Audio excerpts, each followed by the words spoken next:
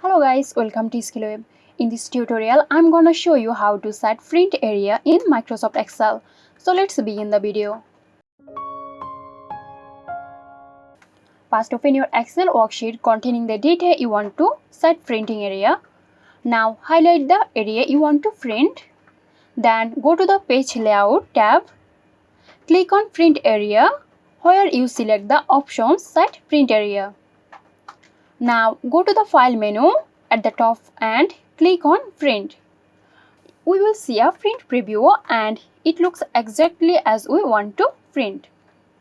So this is how you can set print area in Microsoft Excel.